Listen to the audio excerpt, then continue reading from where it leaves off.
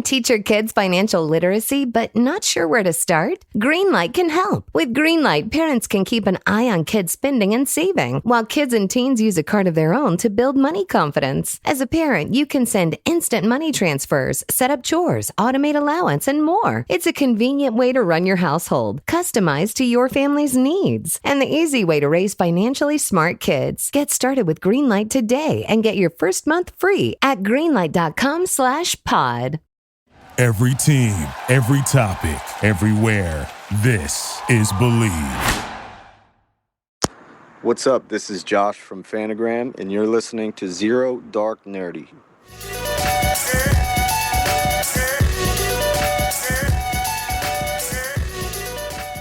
Welcome back, party people, to Zero Dark Nerdy, the world's most notorious pop culture podcast, brought to you by the Believe Podcast Network, BetOnline.ag, the Triad Podcast Network, and our good friends over at Sailfish Comics.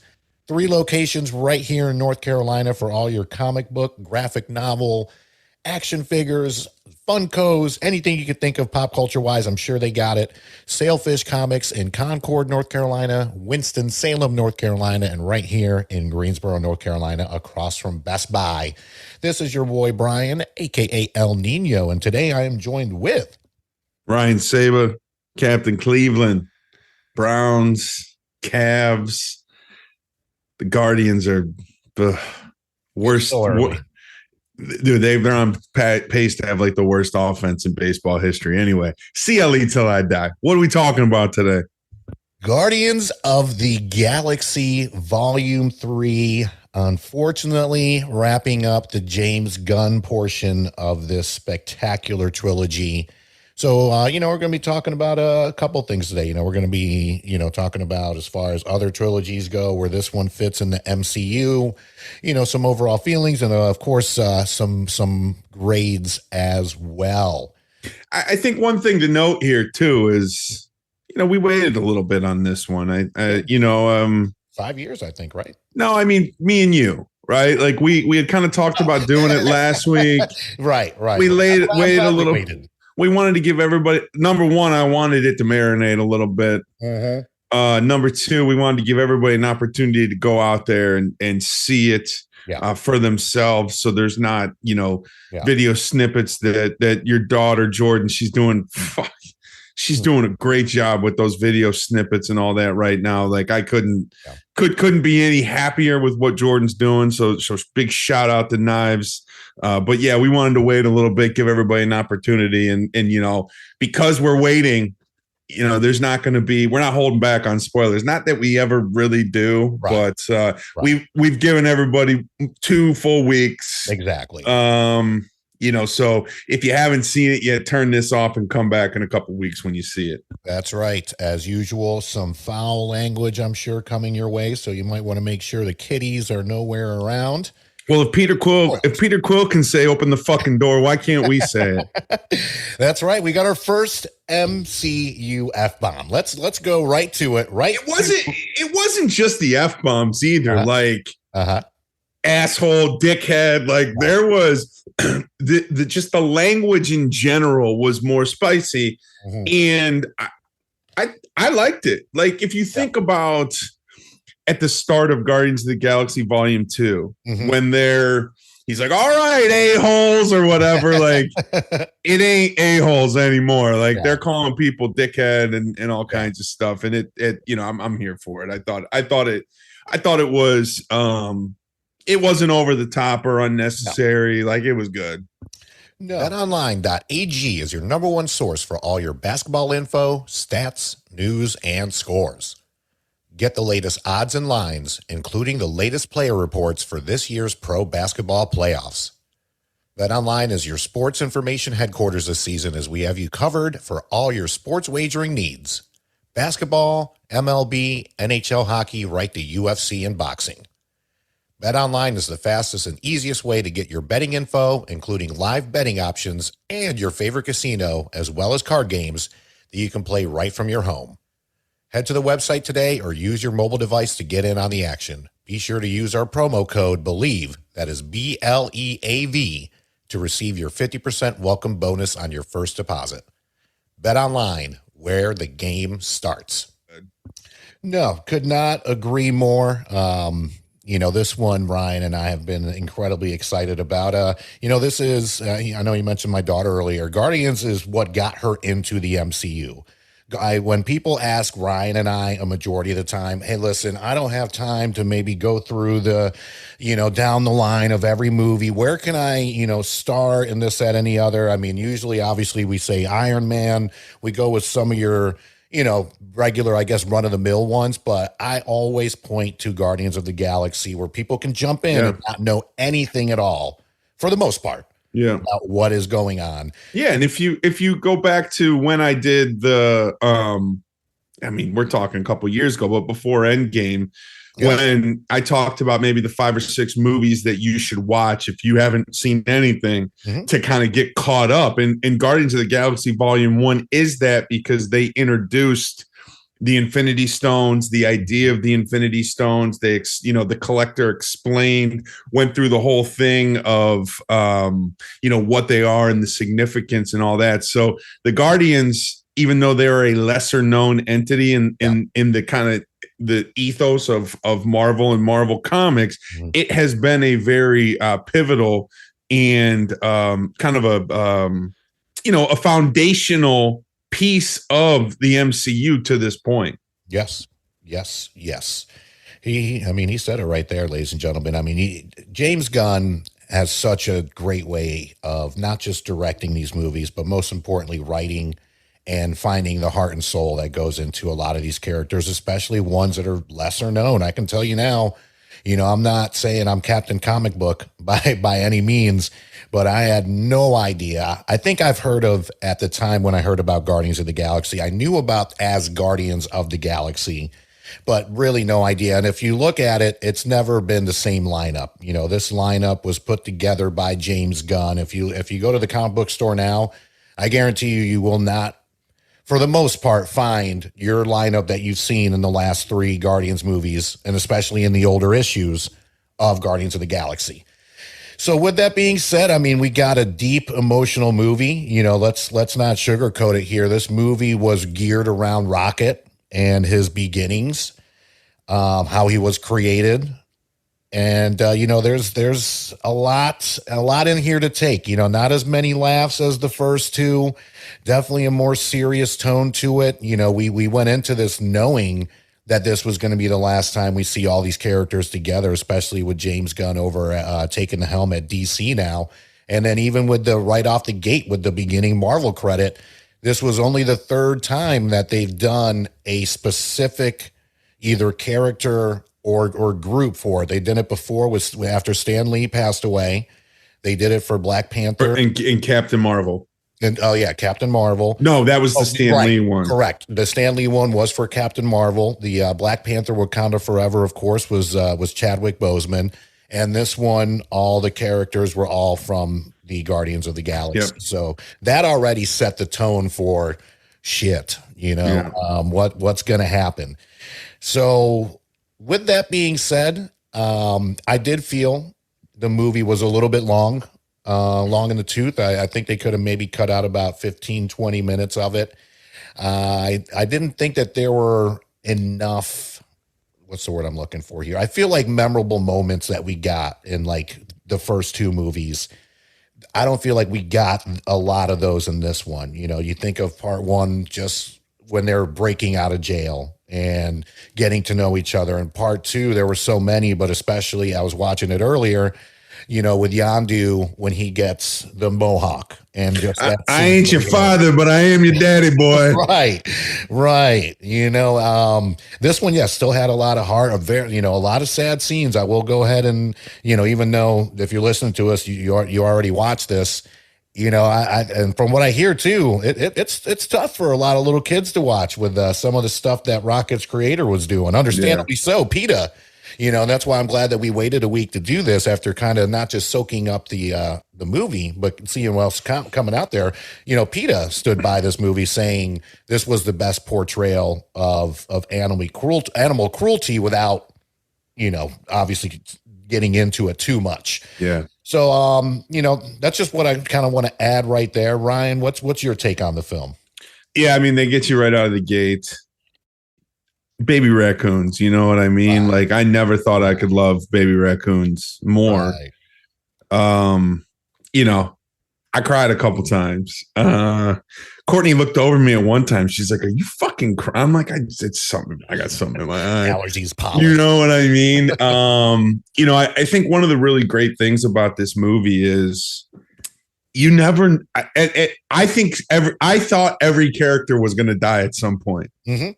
You know, there was a lot of suspense in terms of like who's going to make it, what's going to happen. They touched on the feels, both like good cries and sad cries, you know, like a happy cry and sad cries, because I think a lot of people saw their dog when they watched what was happening to Rocket. And, you know, if anybody treated my fucking dog like that. So, you know, the High Evolutionary, the guy that plays the High Evolutionary, he was in Peacemaker. And apparently he's just a beautiful human. You know what I mean? He's just a beautiful, kind, but like, this is like a Joffrey level situation. Or who's the other guy that took Sansa? Ramsay Bolton. You know, it's one of those situations where you are just like, God, I fucking want to murder this motherfucker. And you say that there wasn't a lot of memorable moments. I disagree a little bit. You know, the dancing scene at the end was very memorable with what is it, Florence and the Machine. Great soundtrack as always. I will tell you, I thought that was very, very memorable when Gamora fucking, and spoiler alert, people, when Gamora finally kills the High Evolutionary, the look that she gives him when she fucking puts the knife into him, she just looks at him like, yeah, motherfucker, you like that? And like, I'm getting, that's you know, she killed him for all of us. She killed him for all of us. And I'm going to tell you, I thought Quill was dead. I thought that they fucking killed Star-Lord. And that leads into a gripe of mine. I get that the Adam Warlock character is like a baby. You know what I mean? Because they grow these humans or these beings, and they hatch him, and he was kind of a baby or whatever and didn't really understand. I thought they wasted. Wasted is the wrong word. I didn't like the use of the Adam Warlock character. Obviously, he redeemed himself in the end and saved Peter Quill. I thought that whole scenario right there was very memorable. I thought that they killed fucking Star-Lord. You know what I mean? And I was like, oh my God. Like, after all that, I thought that Drax was going to die. I thought Mantis was going to die. I mean, every time I thought Rocket was going to die many times.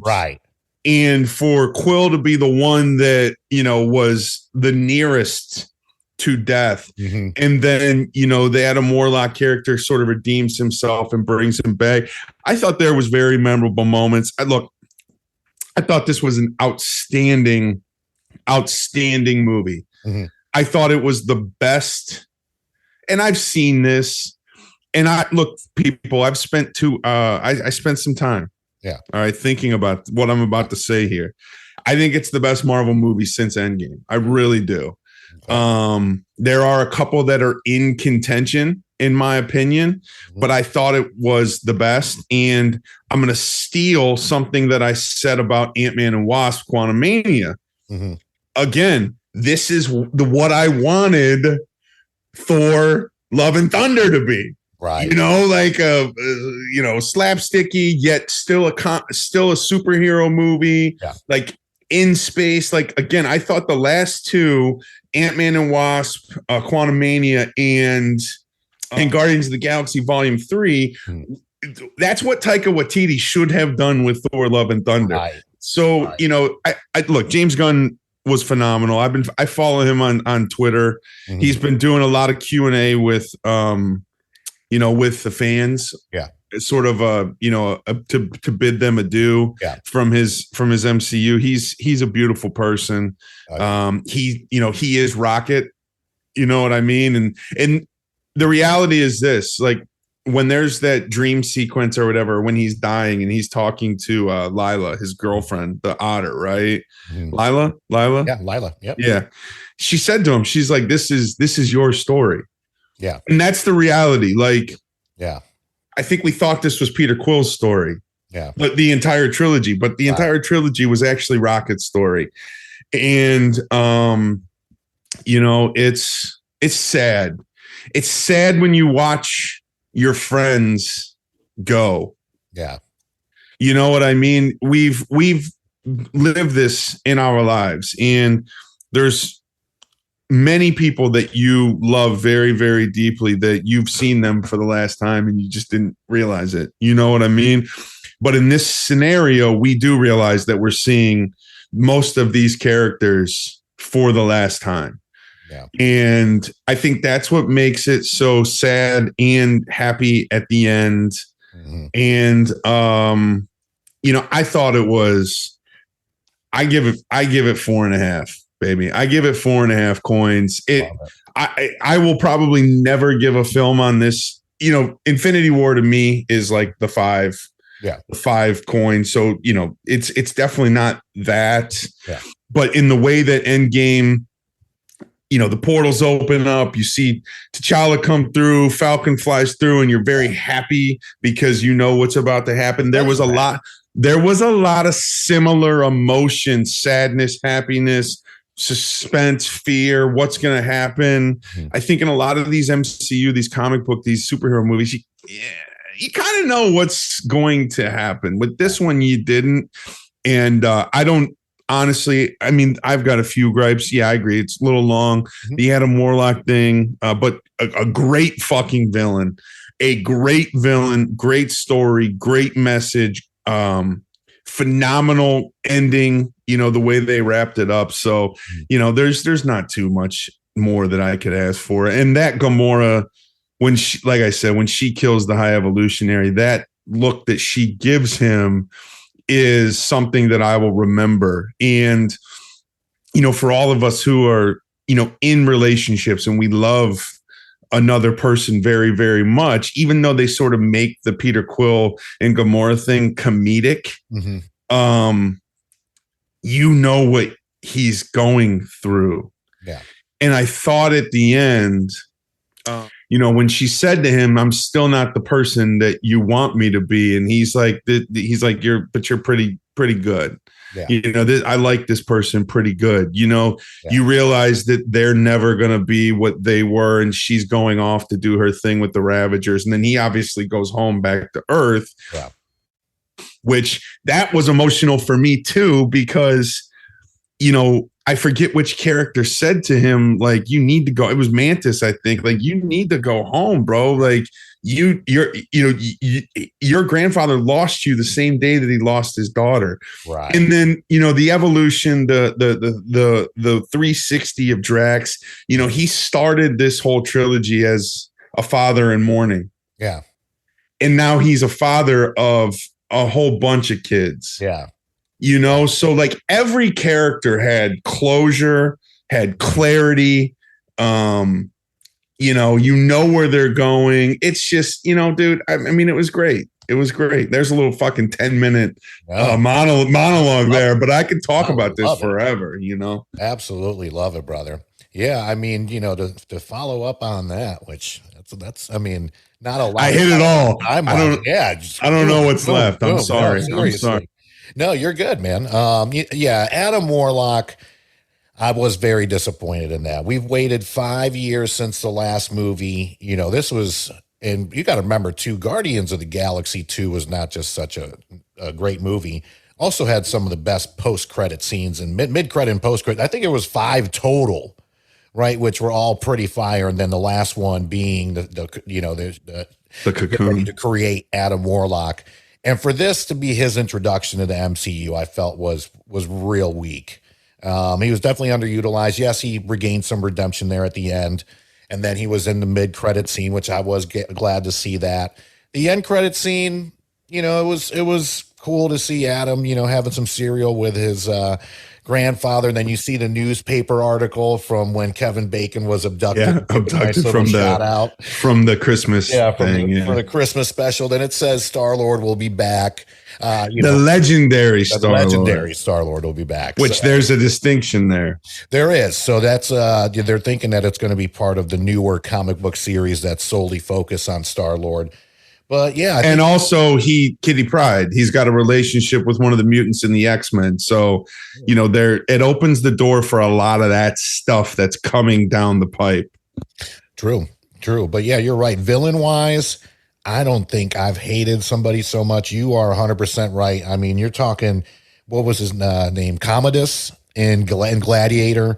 Those vibes, definitely Joffrey. Oh, yeah. All that. I mean, he is up there with I just despise you. And I mean, same thing with Joffrey. We've talked about this before. The actor that played him, everybody says that he is the nicest human on the planet. So to see these guys have to mentally go there to portray this. And I saw a funny story. I'm not even going to try to pronounce his name, but the gentleman from that played the High Evolutionary. Please don't. Yeah.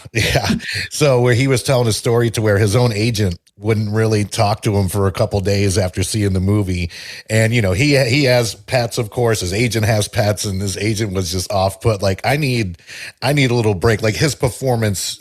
It's a testament to how great of a fucking actor this guy is. Exactly. I mean, it's enough to where Peter's like, holy crap.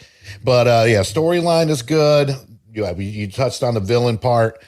That's really it. I will say 4. Strong 4. If I could break it down into quarters, I would say 4.2.5. 4.25. If you can make me cry once, right. It's worth it. It takes, I don't fucking cry about anything except for dog and dad stuff. So right.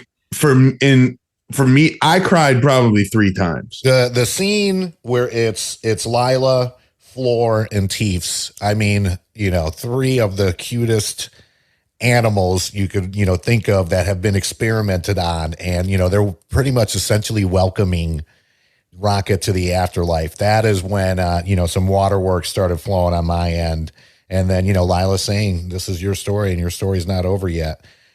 So that did strike a lot of emotions in me. I mean, you get a lot of emotions throughout the film, and I think a lot of it too is you're right. I mean, we're expecting to lose people. When is it going to happen? Is this going to happen right from the jump? Is it going to be middle? All right, and same thing. Peter Quill at the end, oh my gosh, out of all of them, it's going to be Star-Lord. And then, they all end up making it, as we said before, spoilers. So this shouldn't be a surprise to you. And, but it's which is awesome, by the way. Yeah. Which, I mean, it's the last time we are going to see our friends together on screen. The fact that nobody died is great because I still haven't recovered from Tony Stark dying for fuck's sake. I don't know if I could have took a rocket death. I'm gonna be honest with you. That I might have quit. Yeah. Agreed. So in terms of MCU trilogies, Ryan, where does this stack up with you? Yeah. I know we talked off camera. We did in any particular order, but where do you feel this lines up? Look, I think just because of the strength of Winter Soldier and Civil War. Sure. The Captain America trilogy for me is probably still on top. Okay. I would put it probably at, 2A, 2B. Mm-hmm. I think the Spider-Man trilogy is very, very strong, and I would put it right there. I think that, and this is the conversation I had with you. Yeah. When you start to think about, okay, how strong is this trilogy? It's like, all right, when I'm comparing them, what is the best movie of the trilogy? Right. And how bad is the worst one? Sure. The second Spider-Man isn't great. The first, Captain America, the original, the first, what was that? Captain America, the first Avenger or whatever. Mm-hmm. It's not great. And I didn't think Guardians 2 was very good at all. Honestly, I didn't love it. I thought I'm just going to give it a tie. I'm not going to sit here and split hairs and say, all right, which is this better than Spider-Man? I'm still going to put Captain America as the best trilogy of the MCU so far. And I'm going to put Spider-Man and Guardians firmly tied at number 2. And then I think it's a drop off after that. I think, Ant-Man, Thor, the Iron Man. Honestly, the Iron Man trilogy is probably the worst one, to be honest with you. Because Iron Man 1 is good. Iron Man 3 is so bad. It's bad. It is so bad. And Thor, Thor's got 4 movies, right? Right. But let's just count the first 3, obviously. Yeah, but the first 2 Thors are straight horse shit. Right. So actually, let me say that the Thor trilogy, the first 3 is by far the worst. And then it kind of trickles up after that. But I say that it's right on par with the Spider-Man trilogy, the Guardians trilogy is, and it's close, but I think there is a gap. I think the Captain America trilogy, in my opinion, is firmly seated at number 1. All right. That's a good little list right there. I am going to go Guardians for my number 1. I thought first one came out of nowhere, and which it did, and just knocked it out of the park. Love it. I still watch that movie all the time. I love it. Oh yeah. I mean, it's definitely in my top 3, I would say, MCU films of all time.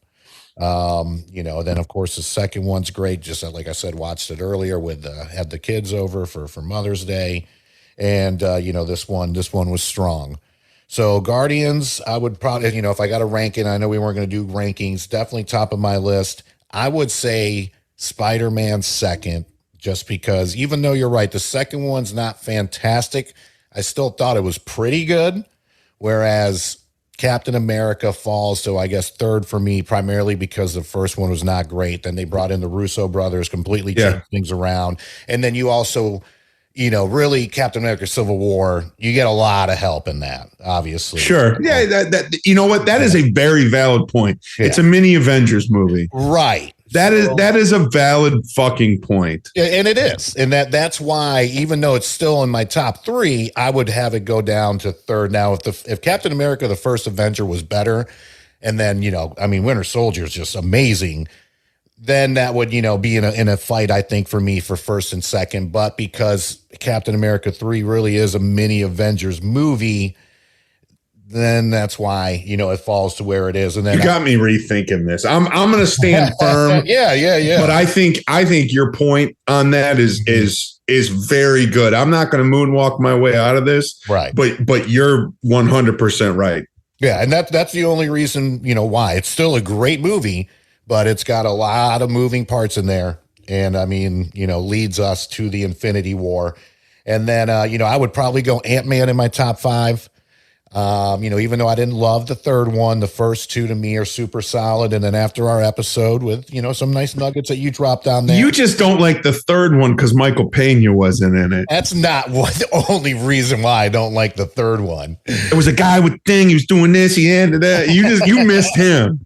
I will say this though. Well, then I would probably say, Thor. Yeah. The first 2, terrible. You bring in Taika, kills it on Ragnarok. Then you got Love and Thunder, and it's just, and then Iron Man, to me, it's definitely Iron Man and then Thor. So no doubt. But those 2 are definitely at the bottom because, dude, Iron Man, Thor 1. Well, okay, hold on. Thor 2 and Iron Man 3 are probably the 2 worst MCU movies. I agree there. Yeah. But we definitely want to get your thoughts and feedback. Be sure to check out all of our social media sites.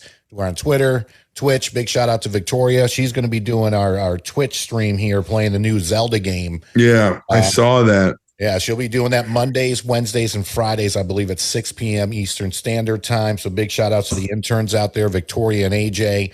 Of course, everybody at Zero Dark Nerdy. And our sponsors. Cannot forget the lovely people that keep the lights on here. That is a Believe Podcast Network, betonline.ag, Sailfish Comics, 3 locations in North Carolina, Concord, Greensboro, and Winston-Salem. This is why. And that'll do it. Peace. Good. Yeah. And anger management? Fuck anger management.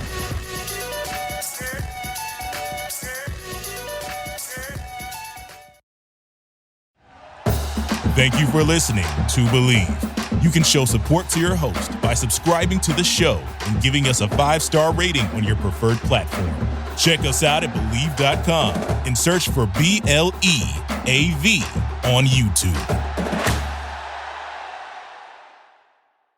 Hey, it's Michelle Beadle. That's right, the Michelle Beadle. You're welcome. You love talking about sports. I love talking about sports. You know the only thing cooler than talking about sports? Sports! And right now, all your favorite sports are on SiriusXM. I'm talking every NFL game, every game from the NBA, NHL, MLB, every NASCAR race, golf major conference college sports, and all the top games in the WNBA. If it gets your heart pumping, it's on SiriusXM. To start your free trial of SiriusXM today, visit SiriusXM.com/believe.